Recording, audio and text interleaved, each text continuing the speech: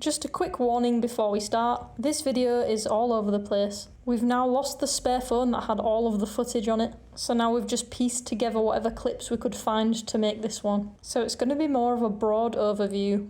After we got the ferry and the bus, we arrived into the capital of Uruguay, Montevideo, where we spent 4 nights. And during this time we did a walking tour, walked along La Rambla, which is basically a 22-kilometre long promenade, visited pretty much all the free museums that Montevideo had to offer, which included the Natural History Museum, the Art Museum, the Tile Museum, and then this free viewpoint at the top of one of the government buildings. And then on the last day, Jack spent it doing some uni work.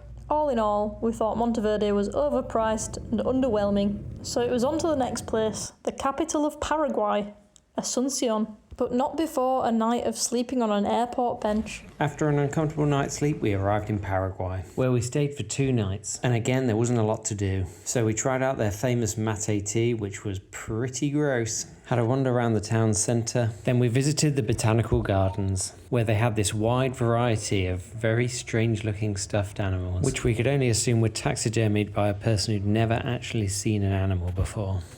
And thankfully it was free because it definitely wasn't worth paying for. We also tried to visit the Asunción Zoo, but it was £1.10 to enter and we didn't have any cash. So we had an hour-long walk around the gardens, which ended up just being a massive jungle. And we're lucky enough to see a family of monkeys jumping through the trees.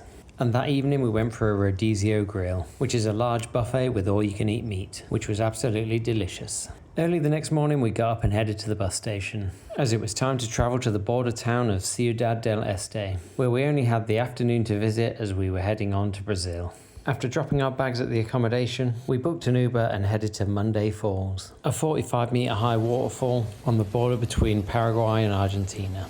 Overall, Paraguay was super cheap, but there wasn't a lot to see. I'll see it!